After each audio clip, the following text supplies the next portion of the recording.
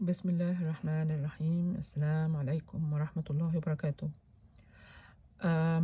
بعد ما أنا جيت أمريكا على طول واخترت اتنين علشان يبقوا أصحابي. بقية الناس بقى كان وضعهم إيه؟ كان شكلهم إيه؟ الستات، أنا مش بختلط أنا مع الرجالة وأنا بكون قاعدة في حتة وهم في حتة، المهم يعني.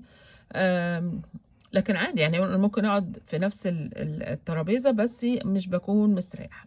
المهم، ف الستات دول كانوا حاجة غريبة جدًا، جدًا، يعني اللي هو أنا أصلًا في مصر مش منفتحة أوي، والعيلة بتاعتنا مش منفتحة أوي على أي جيران أو كذا. إنما باتفاق الأب والأم عندنا كانوا متفقين على كده، وعيلتهم كانت كده. ففوجئت بقى بحاجة غريبة جدًا. هُم طبعًا عارفين إن إحنا مش شرقية، بس مش معقول أبدًا إن هُم يتعاملوا مع ناس طبعهم الكرم بإن هُم يستهبلوهم. أوكي، أنا كريم كل حاجة بس ما تستهبلنيش، لإنِّك أنت لو استهبلتني مرّة مش هتستهبلني مرّة تانية.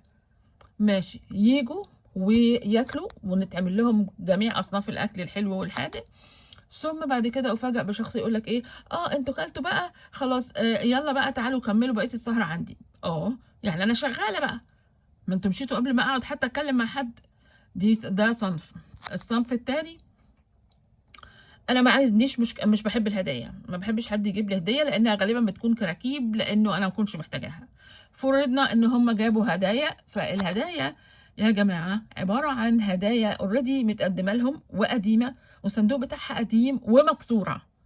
يعني لو مثلًا قلنا طقم كوبايات فهو already مكسور جوّه العلبة، أو حاجات من هذا القبيل. واحدة جايبة مثلًا قصرية مستعملة والصندوق بتاعها متشخبط عليه، أنا مش عايزة الحاجات ديّة، أنا مانيش عايزاها. فالصراحة يعني ده الحمد لله البُعد عنهم كان غنيمة. وممكن أبقى أقول لكم على أصناف تانية كده بعدين، بس هي نفس الوضع يعني. وربنا يحفظنا جميعًا.